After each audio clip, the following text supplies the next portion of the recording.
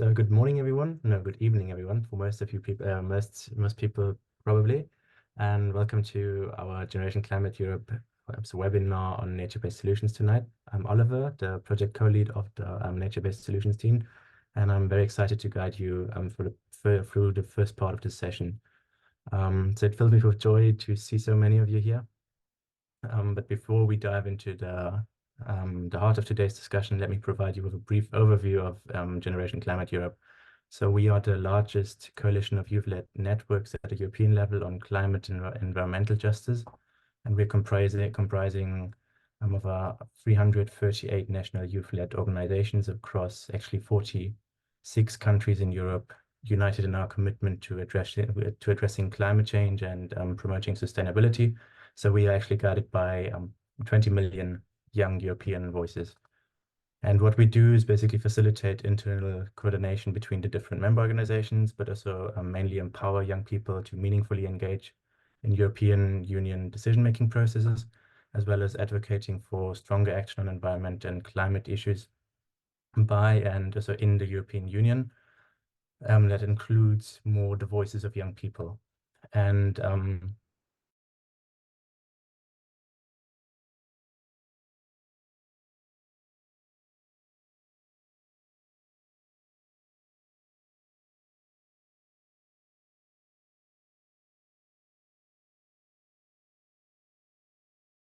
with a broader overview, nature-based solutions are holistic long-term solutions that provide climate change adaptation and so mitigation benefits as they provide environmental restoration and decarbonization.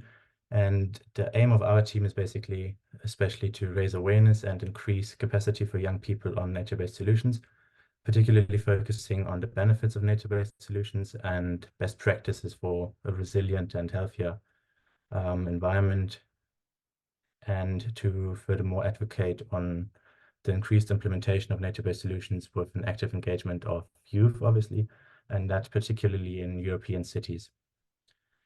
And now let me introduce you to the passionate individuals behind this project. Our dedicated team is comprised of 10 members, actually. So we bring a wealth of knowledge from different, a diverse range of backgrounds, and are located all across Europe and beyond. We have our project officers, Milena, Remy, Eleonora, Emily, Nicole, and Mathieu, who do the bulk of the work, basically. Then myself and Adrian, the project co-leads, who manage the team, basically. And we are always supported by our biodiversity coordinators, Fenya and Damien.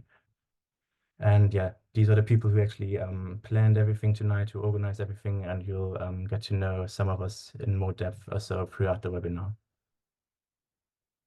So why are we here today? The aim of the webinar is to, as I already mentioned, actually, to raise awareness and knowledge about nature-based solutions and their implementation.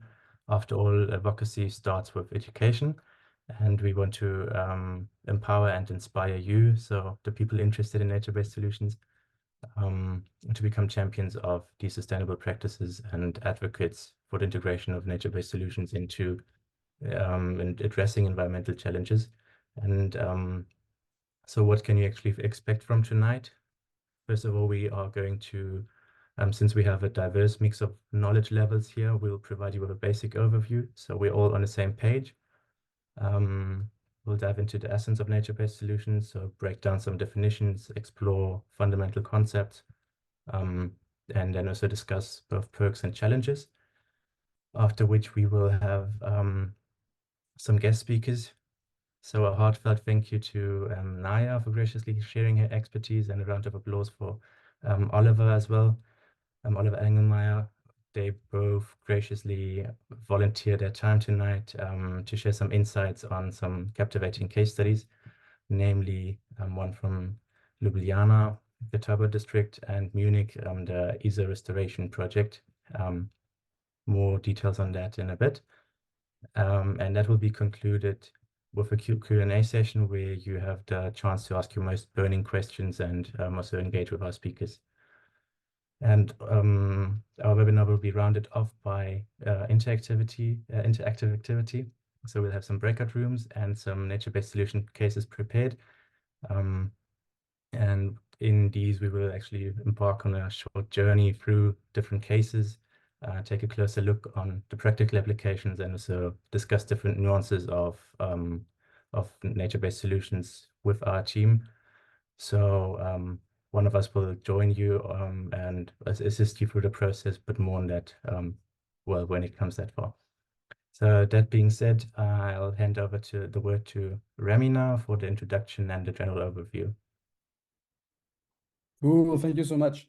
Hello from Munich, from the south of Germany. It's really nice to be able to provide you with a small introduction to nature-based solution, although it's also quite a daunting task because it's a very wide subject that has gained a lot of interest and research in the last couple of years, to the extent that sometimes we do not know anymore what we're talking about when we say nature-based solutions. This is why it's quite nice to have like a little refreshment for some, or also kind of building up knowledge if you have not heard about them yet. So let's start with the context. Everybody knows it. We have a couple of crises that we are facing as young present generations. I mean, everybody that's walking Earth, right? So biodiversity is one, climate change is one, but often we kind of look at them as two different things. And I think it's really important, we think it's really important at GC to look at them together. This is why a working group of biodiversity is looking particularly into three subjects, one being nature-based solutions, to kind of understand also what is the interactivity between climate change and biodiversity. And so this starts with the state that decarbonization is pretty essential, like we've witnessed also at the very intense COP days in Dubai, but it's not sufficient, because we also need more and more to foster nature positive models and solutions that find themselves at the crossroads between fighting climate change and preserving our planet's natural ecosystem. The idea behind it is kind of, why should we put so much effort on decarbonizing our societies if then our global natural ecosystems do not have anymore the capacity to sequestrate carbon and to provide essential services to our human societies, but also to nature itself. So what's very interesting is that nature-based solution has the ability to address this dual challenge. When I say dual challenge, again, is biodiversity and climate change. And if you take a quick look at the graph you can see on your right, basically it shows on the upper part what climate actions in the field of ecosystem, food and energy are benefiting biodiversity actions, and below what biodiversity actions are benefiting climate actions. It's very interesting to see that below there we see much more blue representing positive outcomes and red negative outcomes. And I think that is very nice that, for example, last year at the COP15 in Montreal on biodiversity is also gaining a lot of momentum because we used to take a big look at climate, but by forgetting also a bit biodiversity. So it's very nice that we start also to look at them as kind of a combined issue. So as we said, nature-based solutions has become like a really almost like fancy topic. So it's always important to go back, take a step back, and try to understand what do they actually mean. So here we picked two definitions, one from the European Commission, one from UCN, to kind of see a bit what elements they entail. And so in the definition from the European Commission outlined in 2016, they define nature-based solutions as solutions that are inspired and supported by nature, which are cost-effective, simultaneously provide environmental, social, economic benefits, and help build resilience. The other definition, the one from UCN from the same year, 2016, defines nature-based solutions as actions to protect, sustainably manage, and restore natural and modified ecosystems, which address societal challenges effectively and adaptively, simultaneously providing human well-being, biodiversity benefits. So they're pretty similar, but still we see like kind of different elements popping up. In the first one, for example, we talk about resilience. In the second one, we talk about adaptation and human well-being. So it's pretty interesting to see that there are quite different elements here, but in the end, we have through researching a bit, outlined the following 3 characteristics that can be found in almost all the definitions of nature-based solutions. Being one, nature-based solutions is implying using natural features and processes. Basically, it's using nature for either human well-being or biodiversity. The second one being nature-based solutions are action-oriented because they address specific societal challenges. So as we said, they are using natural features and processes for addressing the societal challenges, also in the context of climate change.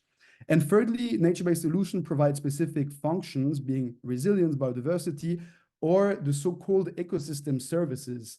And this is something that I'm going to introduce a bit more in this slide. So when we talk about nature-based solutions, very often we hear about ecosystem services. Some have problems with this term because often we kind of see nature as like kind of an entity that is providing us with services. Maybe we should see it more like as an independent element and process as well, but in the field of nature-based solutions applied to, let's say, human well-being, ecosystem services are the services that help us like maintain our well-being and the livelihood of our societies. And this is a fundamental concept of nature-based solutions because healthy ecosystems are supposed, as I said, to perform services or societies are greatly depending upon these so-called ecosystem services.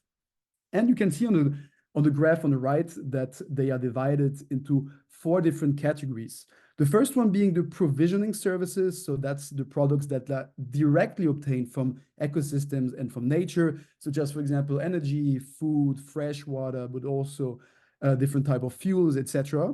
Regulating services, which are benefits obtained from ecosystem regulation processes, such as air quality, climate, water, pollination, that are also making sure that the provisioning services are functioning well.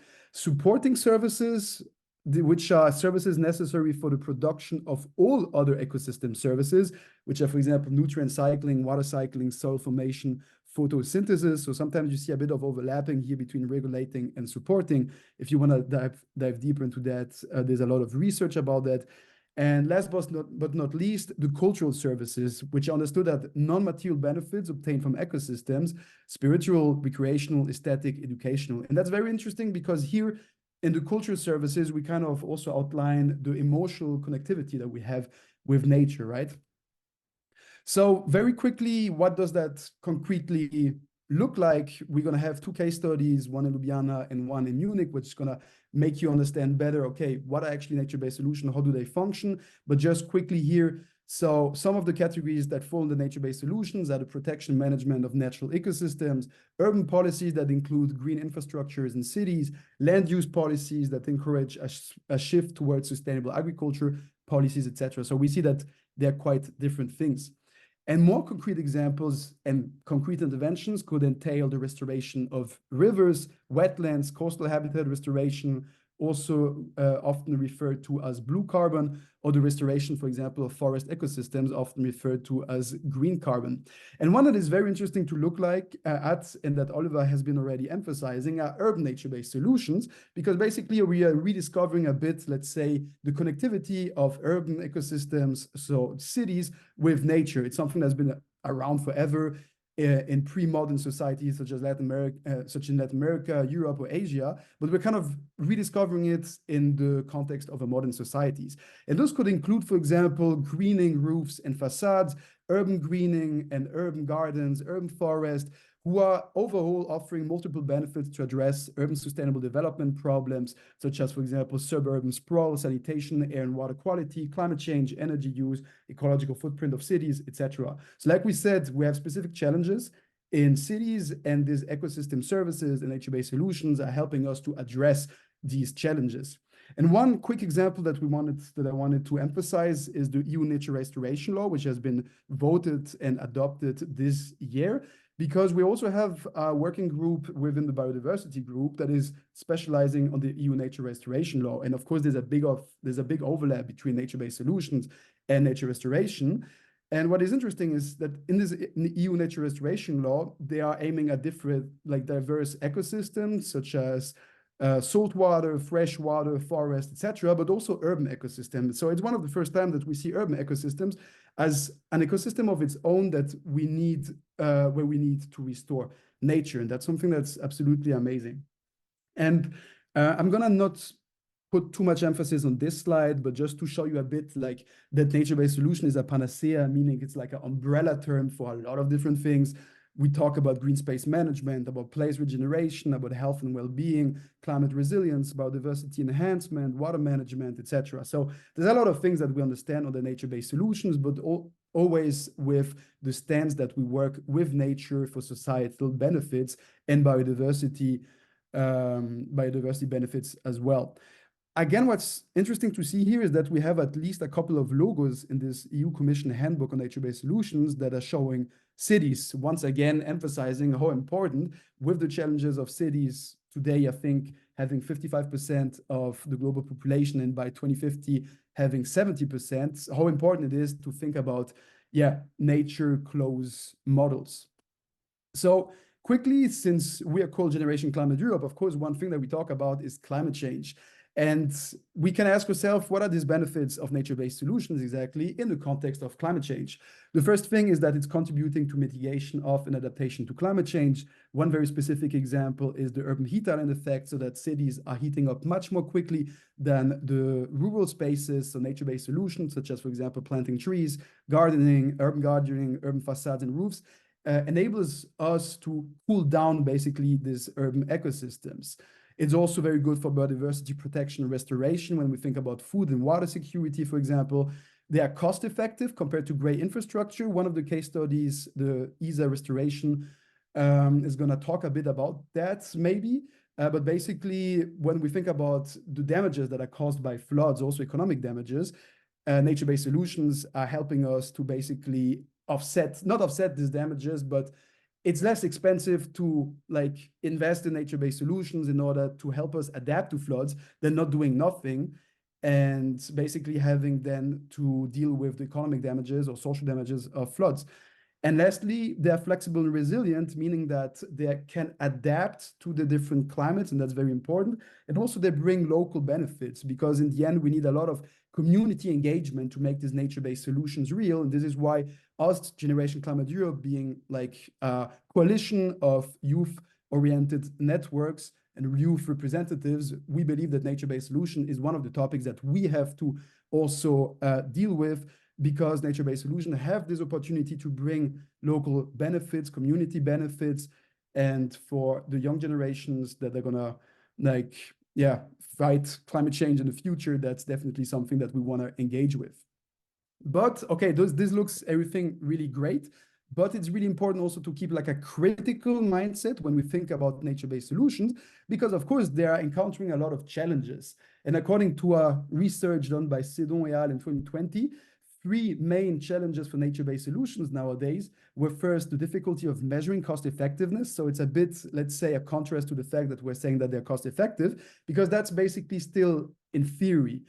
The reality is that we're still lacking an appropriate framework that enables us to like quantify the benefits that nature-based solutions bring us, for example, in terms of food security, water security, or for example, air quality, etc. So those are things that we're not really accounting for example, the cultural aspect of nature-based solutions and the well-being that arises through that. That's not really accounted for. So we really need to push that forward also, an appropriate framework to understand how cost-effective nature-based solutions are.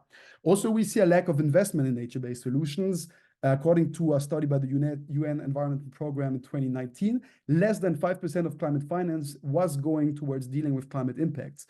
So that's a bit more now, but we see that nature-based solutions are still underfunded, maybe because financially they don't give short-term benefits, even though they do it in the long term. But that's also against a framework that people, including youth, have to push for.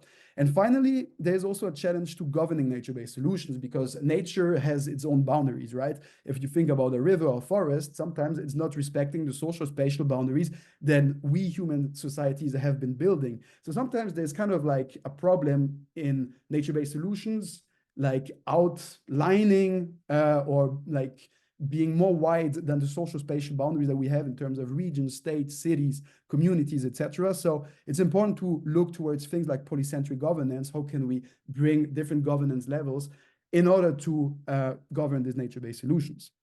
So I really hope that this was giving you a more or less clear and short view on what nature-based solutions are. And I believe that the case studies that we're going to hear about are going to help you understand better, grasp the sense of nature-based solutions from a practical point of view. So I'm stopping here. I'm giving over to my colleague, Nicole. Hello, everyone. So thank you, Remy, for this introduction about NBS solution. So today, let's move into the second part of this webinar, which is the presentation of the 2 case studies. At the end of the presentation, we will have a Q&A session where you can ask to our speakers any doubt or curiosity you have. And in the meantime, you can write the question in the chat, so I will later read them to the speakers. So the first speaker that we have today is Oliver Engelmayer. He studied landscape architecture and he now works as a managing partner for BEM Landscape Architects. He will present us the work behind the restoration of the Isar River in Munich. Thank you, Oliver, for being here today. So I will leave you the floor to you.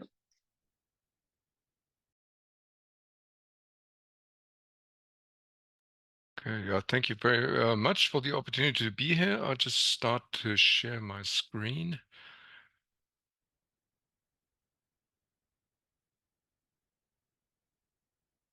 Does everybody see it on full screen mode now? Okay, beautiful. Yeah, that's the first slide. Well, first of all, thanks a lot for the opportunity to be here. I was already introduced, so I was lucky to be the project leader on the design side of the river restoration of the Isar River in the city of Munich, in southern Bavaria, in Germany. I say lucky because this was a really large project, and it was actually implemented within a fairly short amount of time, which is unusual for large projects like these.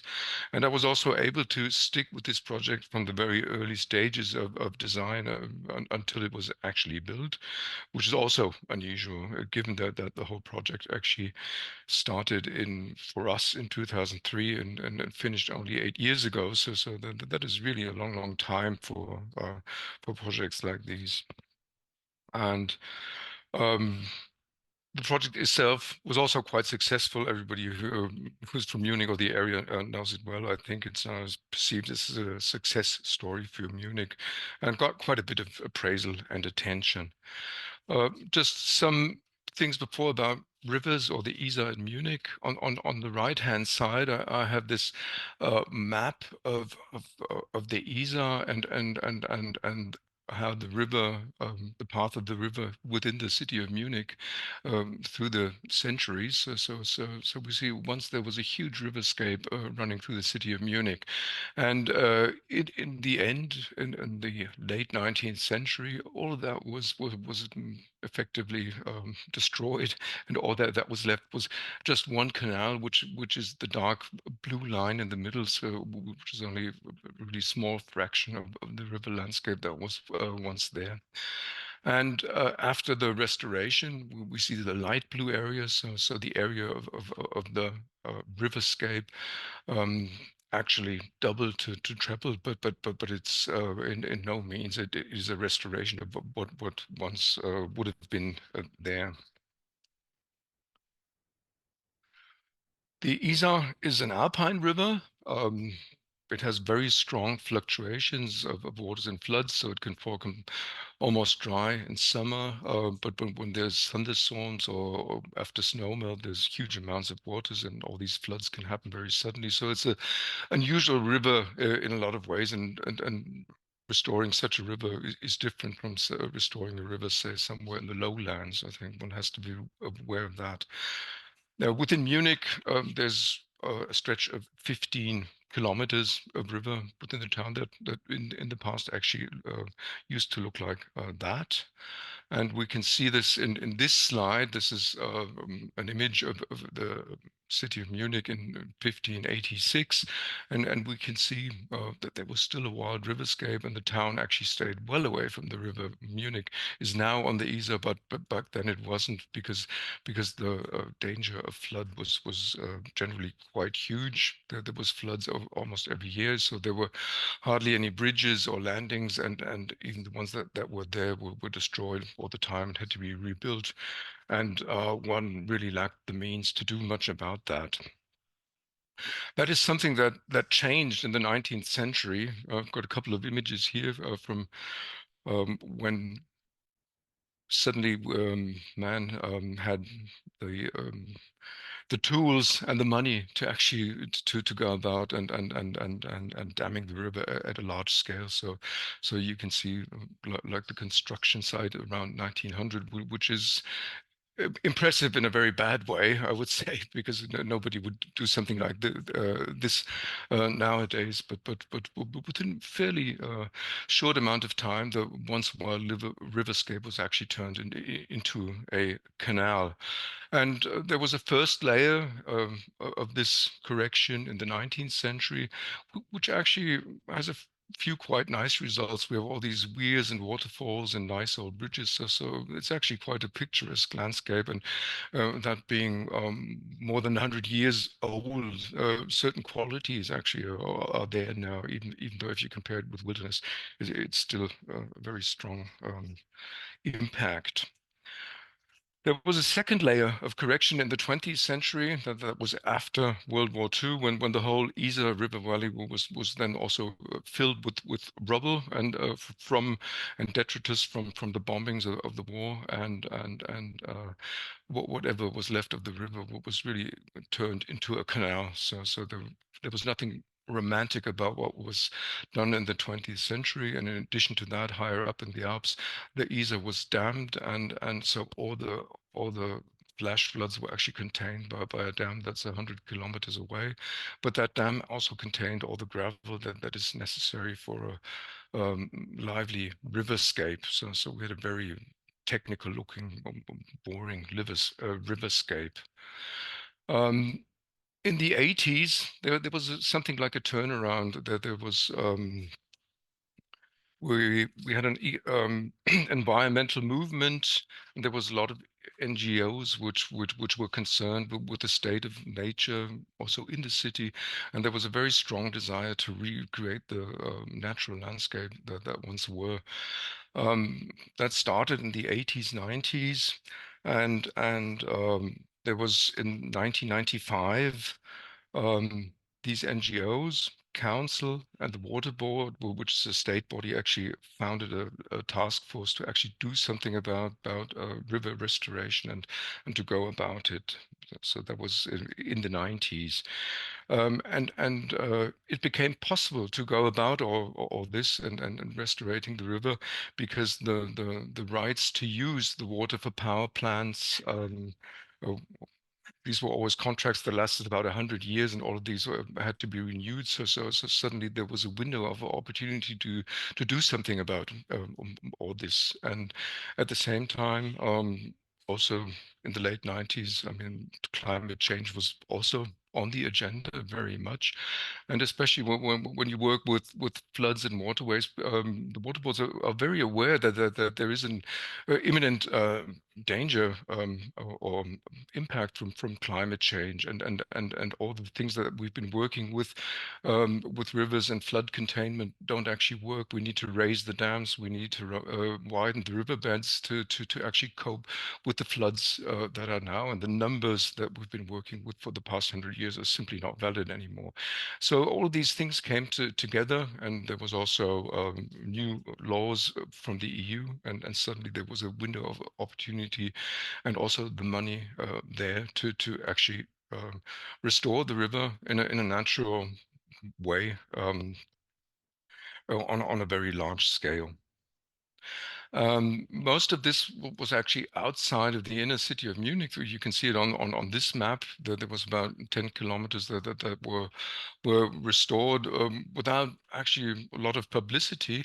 But when it came to the stretch that was within the inner city of Munich, council decided that there should be a international design competition to actually turn this into something that is a showcase project, and our practice actually with a team of engineers actually won this competition in 2003. Wait a minute. So we, on the left-hand side, you see the design that we put in at that time. That was the first prize, and there was a second prize which looks much a little more landscapey and maybe a bit, well, lovely is the wrong word. Well, ours was a bit more modern and straightforward, and the public actually hated this first prize. They really didn't like it, and so there was quite a long a process of participation and council rounds, and then they tossed those teams together, and we had to come up with the mutual solutions that actually preserved the things that worked very well about our design, which was mainly the hydraulics, and but also brought in some of the imagery that is contained in that other design.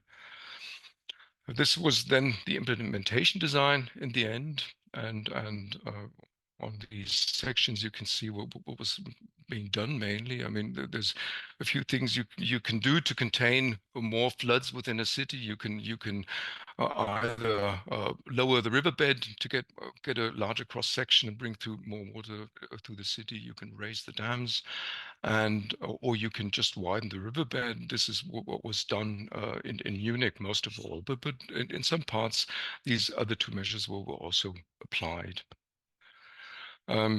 This is the solution in detail, and in a way it is a nature-based solution because we were only using very natural materials.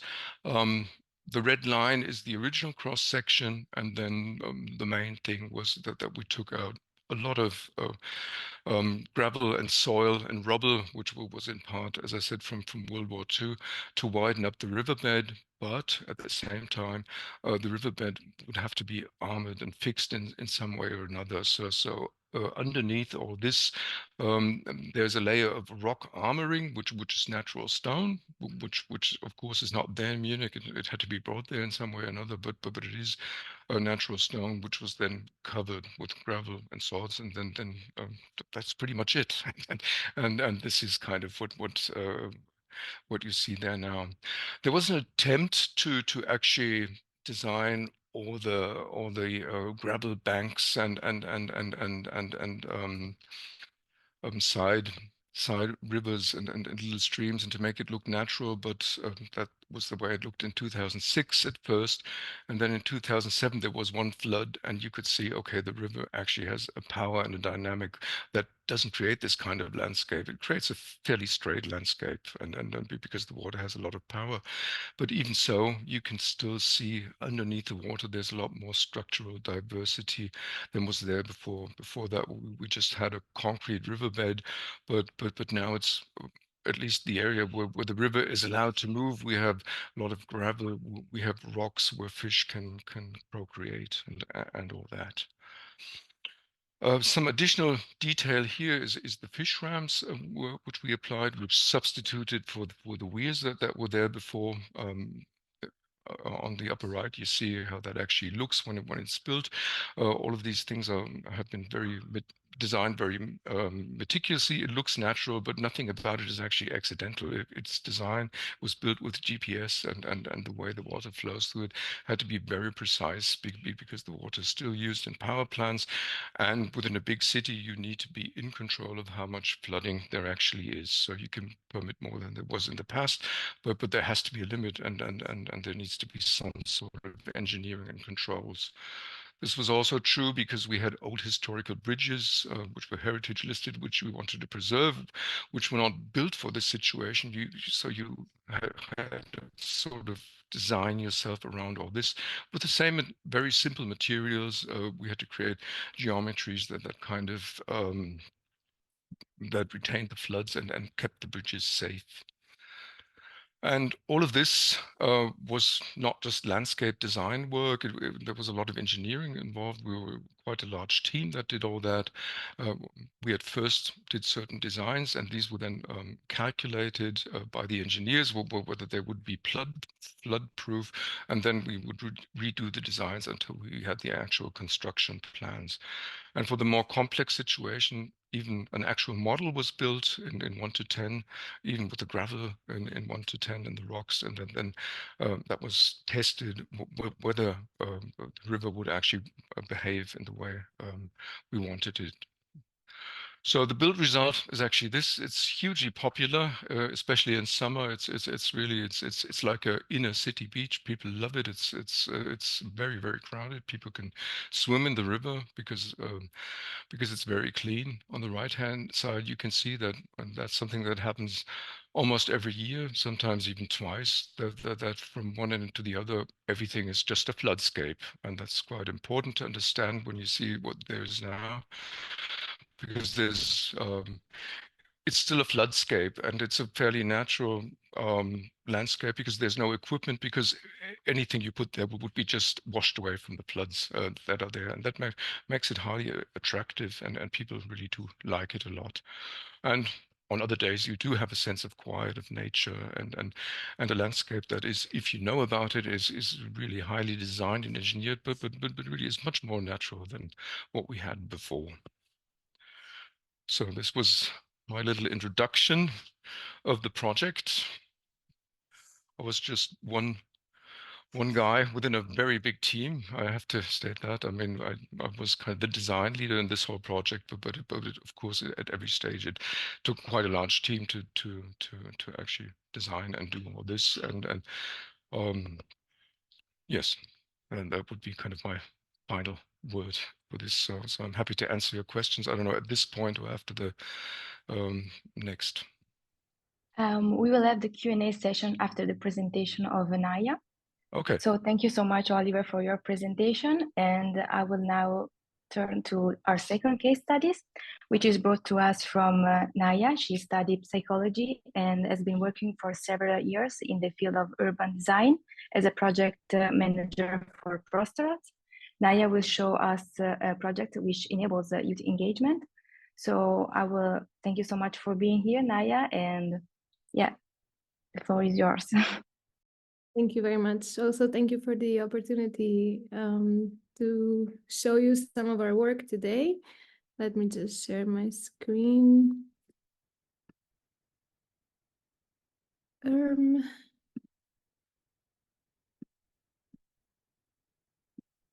Okay.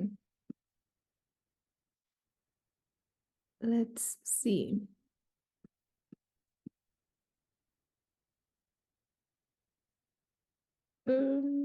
Okay. Do you see my full screen?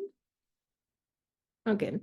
Well, my name is Naja. I come from Prostoroz. We're an NGO urban design studio based in Ljubljana. And I was asked by your team to find some intersection between nature-based solutions that we do and youth engagement. And basically, when we were discussing what to present, we realized that there is no intersection in our projects because it's either or. But what I decided today was, since I realized who the other speaker was that would maybe present more nature-based solutions, I would present maybe more projects that are focused on youth engagement, but could be applied to nature-based solutions projects as well. Yeah, Remy, when you were speaking, I realized that some of the stuff is maybe a nature-based solution. Since we are dealing even with the projects that I'm going to present with urban policies, urban greening. We do that a lot. Almost all of our projects are based on participatory planning, and we're also very focusing in the last 2 years on health and well-being. So this is our team. As I said, we're an NGO. We're very interdisciplinary. We have urban planners, architects, sociologists, psychologists, and communicologists. So we do our projects a little bit differently. But our main focus is dealing with public spaces. So we design flexible and playful public spaces that are always in dialogue with residents and with the environment. So the first that I want to present is the project Hotspots. It was a project where we became interested in the heat in the city. I don't know if you know, but Ljubljana is the city with fastest growing temperature in the world. So this is obviously very problematic, and we wanted to see how the residents are experiencing the heat. So this is these are the heat islands that were measured with thermal heating a few years ago, and even with this information, the decision makers in the center and in the country really didn't do anything about it. So our kind of reasoning was, what if we turn to the people? So what if the people show they care, maybe this will convince the decision makers to do something. So what we did was we built an open source app and asked the citizens of Ljubljana a very simple question, which was, where do you find it the hottest? So this is what the app looked at the beginning, and this is what it looked like in less than 3 weeks.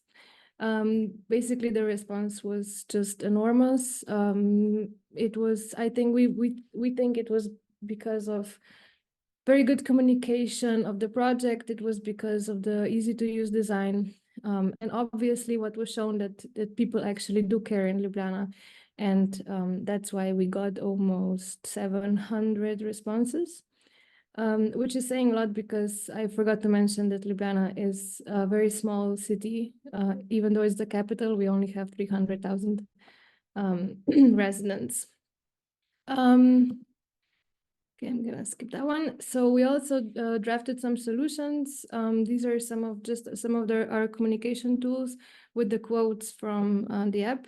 And we also did solutions that were based on climate change mitigations, based on where people find it the hottest. We presented it to the municipality, and based on our initiative, the municipality planted 50 more trees in the areas that were found the hottest. And then we kind of started talking in the studio why the engagement was so big. We used almost no PR. We didn't do any sponsored posts, but residents keep sharing. We got emails, we got requests if they could do the same research in their own town. They wanted to know what we're going to do with the results, how the research is going, and etc. So that was really interesting to see. And we realized that this was because of our communication strategy, because a lot of the time when climate change is communicated, it's usually hearing a topic in a catastrophic sense. So it's how the future is going to be horrible, it's going to burn. So if these threats are negative, so it's like the responses are also going to be negative. And a lot of the time people are going to go into a fight and flight and kind of just want to distance themselves. So we really wanted to change the tables a little bit. And then we said, oh, we're not the expert in this. You are the expert because you live in your own city. You know your city best. You're gonna help with this. Like, it was a very positive communication at the beginning, but then it was a very negative communication at the end with the results and with the municipality. But yeah, we realized that what happened was, because of the design was so easy, they went online. They put it was a very easy to use, and it only took them like one step. They could voice their opinion, which gave them like ownership of the city. And because it was so easy with just a click of the button, and they saw how many other people contributed, they became like part of a community. People started talking about it. They checked if there were more hotspots, etc. So yeah, they got intrigued about the next step. So we thought that was really interesting. So the other project that I want to talk about is, it was basically developed off the hotspot project, where we realized that one of the hotspot area is in the biggest medical center in Slovenia, also one of the biggest in the Balkans. And we realized that people find it too hot. And also the thermal heating found that there was so much, like the place was overheated. When we tried to see what was going on, we saw that there is basically no green spaces in the area. We found that super problematic because it had only like 11% of green spaces, and a lot of them were not even accessible to the patients, even though green spaces have a lot of benefits for the patients. It was a study proven that even seeing green spaces out of your hospital room, it shortens your stay in the hospital, and you actually need less pain medication. So we really focused on, our main goal was preserving the green spaces and protecting the green spaces area, and trying to also expand them in the area. So we did like a 1-year-old extensive research last year, but I'm not gonna go into details because we used like a lot of methods. But it was basically a co-design with patients and medical staff to designing more climate comfortable places, and also places that offer more contact with nature. Obviously, the space has more issues, not just the green spaces. But I want to show one example of the method which was really, really useful for engagement. And also a lot of young people engaged in this, and it was the first for us, and we thought it was very useful. So when we started doing the research, when we went throughout the hospital center, we realized that there are basically no benches in the whole area, and the area is huge. So what we decided is that we bought 16 benches and 2 tables, and we got them like all over the area. And then we did one very simple thing.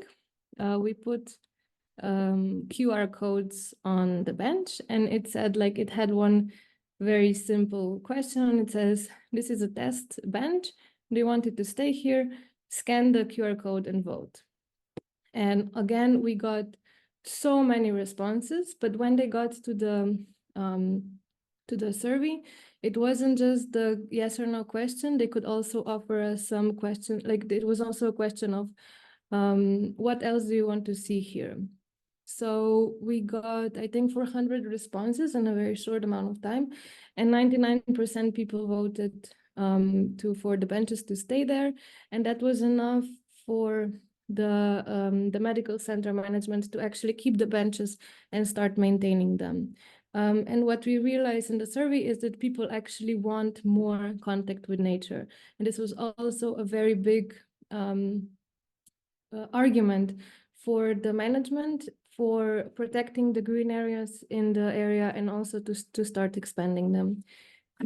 I'm gonna just show you one. We co-designed 4 different places, but this is just one of them because I think it's most relevant. The patients really wanted to have a calming effect of river available.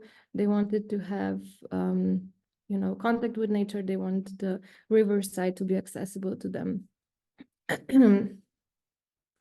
So I'm gonna go through the other project very quickly.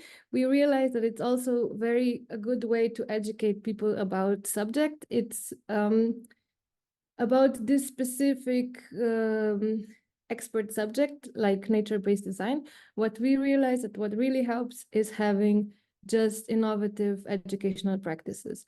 For example, each year we do documentary film festival about urban planning and architecture, because we realize that young people don't come to roundtables, to discussions, to public discussions, because this is not something that this generation does. But what they do go to is, innovative festivals. What we do is that we offer each festival, like each screening in a different place where there is usually they're not accessible to the public, or they're completely forgotten. And we have a lot, it's full every year. What we are also doing is offering mentorship. This is a huge success in our firm, where basically it's Urban Academy is a mentorship project that we offer young creatives in their own environment, because usually they can only get like chances like this in big cities like Ljubljana, but they actually have their expertise of what is needed in their own small towns. And what we offer them is basically mentorship and some monetary resources for them to actually start like changing places in their own environments in a sustainable way. It's greening, it's preserving nature, it's revitalizing public spaces, etc. And what we did and what we realized it really helps is to have call for ideas, because when we had call for ideas, there's like, I think 30 ideas that were applied. And again, even the ones that didn't get through, they weren't chosen. What happened was that because they already did one small step, which is writing the application, now they were more engaged to actually do it again. So they were finding new resources, they were visiting the municipality. So it's this one small step that you expect from them, and then they get engaged more with the topic. Okay, I'm not going to explain this. This was one of the projects where this area was actually a military base because it was a factory of gunpowder. So people from Kamnik, they had like for 30 years, it was because of the military secrets, they had no interaction with this part of the city. They weren't allowed in for like 30 years, and it was almost like 1/5 of the whole city. And with our mentorship, the students, we had a workshop and they opened the place for the residents, and they also, with recycled materials, they try to give it more inviting feel. And I'm just gonna present one last project, and it's Krater, because we have a lot of abandoned and formerly used industrial and commercial land that are now in stagnation. This used to be a military base. It's right in the center of Ljubljana, and after Yugoslavia, basically it started to be like a construction site. As you can see, this is like 12 years apart. Nothing was really happening, and residents were really complaining about mosquitoes, about the views from the resident. Nothing was really happening there, but and also like it was closed for the public for 30 years.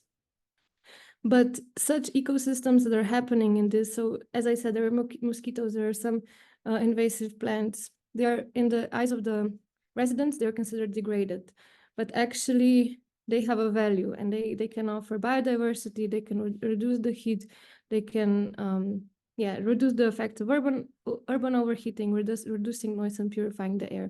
So a group of NGOs decided to establish a lab for creative production, and the Ministry of Law actually gave them the land for free until a new courthouse is built in the area. And now they're offering these lectures on the biodiversity, and they are offering mycelia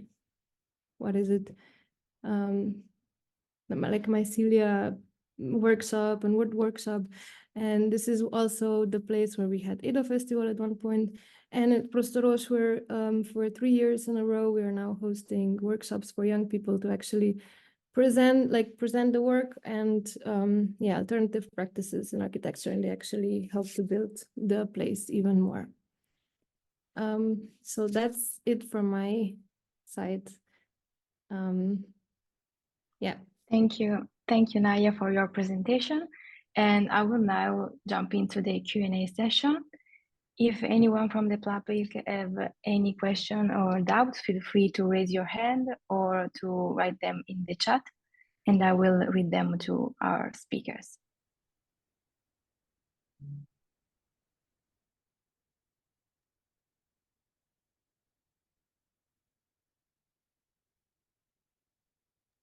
Nicole, I think we have Yes. two.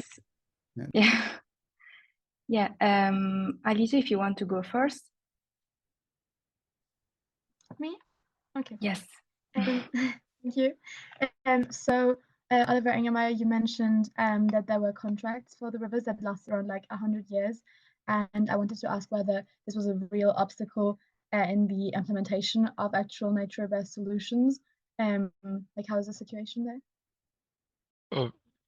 No, that's very true. It actually is because I mean, at least in Central Europe, most of our waterways are being used intensively for some kind of purpose or another, and a lot of it is actually used to generate electricity. And if power companies build waterworks on a river, then they usually want a very long contract for the right to use that river. And as long as these contracts are valid, you can't really do much about it. So you really have to either wait until the contracts have to be renegotiated, or actually try and renegotiate them, because it is a huge obstacle, as you say. Yeah. Thank you. Okay, I think now Fenia is your turn. You want to have your question? Thank you. First of all, thank you to both of you. I think all the projects sounded so fascinating. I knew about the Isar project, but the ones from Ljubljana were really a very new insight. But also, in terms of the Isar project, Oliver, I was wondering, because you were talking about citizen engagement and public consultations and citizen councils. I was wondering, like, how do you reach out to the people, and who are the citizens that then participate? Because I think with the app it's really straightforward, but wherever I lived, I've always been like, I was never asked. So how do people reach out, and how do you get citizens involved? I mean, the whole Isar project actually started out in the 90s as a result of citizens' engagement. People wanted something different, and they were willing to just organize themselves. I mean, nobody was waiting for that, but people just did it, and they expressed themselves in, back then there was no internet, I suppose, in newspapers and whichever ways, or even within political parties, and then in the end there was a obvious movement, and that was actually respected in this case. Later on in the project, they tried to formalize citizens' engagement for the various stages of the whole thing, but the big thing is actually to actually do it. Yes, and that was a political decision at a very high level. I mean, that kind of goes beyond the local population when it comes to a big river like that. So maybe that's not the best case, but when it came to the detailed design of the various stages, there was consultations with the various council alongside the river, but you also have to remember that was kind of the 90s or early 2000s, and things maybe worked a little different back then. But it was kind of the start. I mean, now people take a lot of that for granted, but then in those days it kind of just started to establish itself as something that you just do when you instigate a large project like that. Great, thank you. Remy, if you want to ask your question. Yes, I had a question, but I saw that Newsweek just posted one in the chat. So if I can just read it quickly to both you, Naja, and Oliver. The nature-based solution you mentioned, so I think urban greening and river restoration in these cases, are they applicable for densely populated cities like Dhaka, Delhi, etc.? How well would they fare against the widespread environmental pollution of such cities? I think it's a very big question, but maybe you can give us some insight about any projects that you've heard about happening, for example, in India or in Bangladesh, who are having big climatic impacts in air pollution levels. So yeah, any insights will be very interesting, I feel.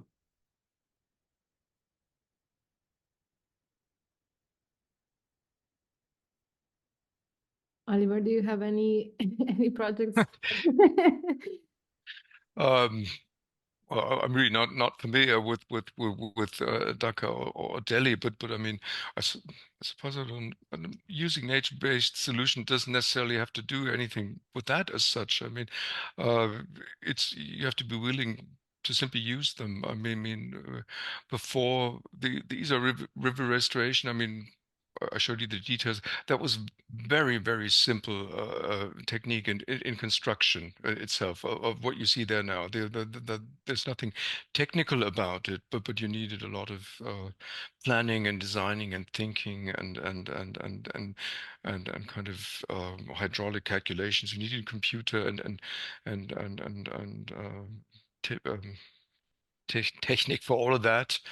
But the build result is actually nature based, and I would think you could do that in any place of the world. There's no need to if you want to regulate floods, you don't have to do that with weirs and concrete banks. You can do that with natural stone and with vegetated banks, and all that would work in any context, I would believe. But the less space there is, I mean, the more engineering you need, I suppose. Yeah, and I think it also depends on the cultural aspects of it and also the regulations. Because I was talking, like, when we were just doing a project concerning like permeable solutions in one of the streets, and we realized that even in Slovenia we have like old regulations and policies that actually don't allow us to have some of the solutions that are now deemed nature-based solutions, because like they should be updated. So I think it also there are many factors that are, I think, based on different countries. Yeah. Well, I think there's already a quite good hint for a response. Maybe like, I think we don't have the time for questions anymore, but one thing that I was wondering about, just to like bring it out loud, is when we think about the critical side of nature-based solutions, often they make cities more dense. You also need more water, right, to sustain the urban green infrastructure. So you have to think also, I think, systemically about how to capture the great amounts of water that climate change is kind of diversing, because they are like more extremes, right? And also on the economic development of cities, whether it's leading to gentrification. I think that's a pretty big question. For example, I don't know if in Ljubljana, due to higher density, due to green spaces usually putting the prices for rents up, or for generally for housing, you've seen any type of gentrification happening? So Ljubljana is getting more and more gentrified, but it's offering less and less nature-based solutions. So this is, I think, that's why I think there is no correlation specifically in Ljubljana, but of course you can see it happening in other cities. But just for example, now we were doing like cozy streets, where is the name of the project, when we were actually doing permeable solutions with water reservoirs and rain gardens, which is basically dealing with the water supply that you mentioned before, and it was on the streets where the schools were in Ljubljana, and the co-financers were also the municipality of Ljubljana, and now they are taking this as a good case study. So it's just making little projects possible, including the municipalities, and then having this be a good case study also for the municipality. But yeah, I don't think they're connected in the sense of gentrification. I think this is like specifically in Ljubljana, it's a process that is going on with other problems. But of course, I don't think it's reason not to try these solutions, because as you mentioned, we had floods in Slovenia, very big ones last year, and this year I think so many resources are just basically going into managing this crisis periods that are coming, basically. So I don't think the density of the city is a factor when concerning the solutions. I would also agree. I think what you just mentioned, I mean, you have to reorganize where the water goes, because at times there's not enough, and at other times there's way too much. And the systems that we have, where we direct rainwater, where we direct flood water, they're not adjusted to those new rhythms, but it's fairly easy to do that, and you just have to do it, and of course you have to touch a lot of things. You have to change the streets, you have to change the parks, whatever. So that takes time and money, but it would be feasible, and it is about nature and keeping nature alive. So I don't see any contradiction there. And talking about gentrification in Munich, the Isar actually did lead to gentrification, massively so. I mean, it something that wasn't so attractive before suddenly was a very, very popular district, and rents went up. And then in the end, you ask yourself, well, should we not have done it, or what is the conclusion you take from that? It's I think it's actually quite tricky, because it was doing the right thing, but within our capitalist environment, I mean, that's what then happens. The people that used to live there get crowded out, and then you have to improve those quarters as well, I think. I mean, that doesn't make it wrong necessarily. The wrong is somewhere else. Thank you so much for the response. Very insightful. Good. I actually do have to leave now, so thank you very much. Thank you so much. Thank you so much, Oliver, for attending this webinar. And I don't know, Naja, if you still available for some time. Sadly, I also have to go. We're just in Thank you. competition application, so Okay. Thank you so much for the both of you. Goodbye, everybody. Yes. Bye. Thank you so much. Have a nice evening. A nice Christmas party. Yes, thank you. Perfect. Thank you all for participating in the breakout rooms. Now we have more or less 5 minutes if some of you want to share a little bit how the discussion was. So we had one case study from Malmö, Sweden, and another one from Costa Rica. So if one person wants to share a little bit how the discussion was, you're more than welcome.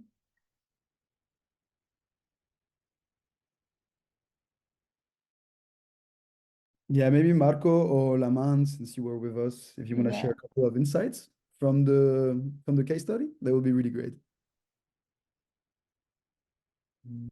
I can go ahead.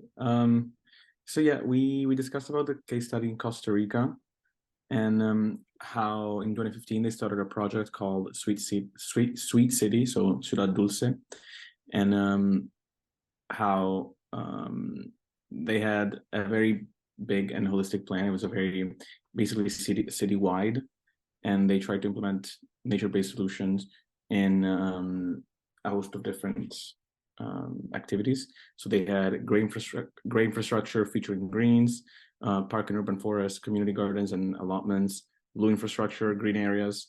And what we discussed in the breakout room, and what we all kind of agreed on, was that there was a lot of attention, both procedurally but also ethically, in understanding that NBS have positive impacts, especially for biodiversity and for nature, but also they can have positive impacts for health and well-being, social justice, and the quality of life in general. And that is important to underscore that, especially when the information is relayed to outside people and the general population. Then we also looked at an article on the project that said that the city municipality gave citizenship to nature, to like some natural elements, and it made sense, and it kind of helped both from an ethical standpoint to consider them on an ethical level, but also on a procedural level. So if these natural elements are citizens, then on an equal footing, their perspective and their well-being has to be kind of considered. So yes, it was really interesting. Perfect. Thank you, Marco, for sharing. Someone from the group from Sweden, volunteer.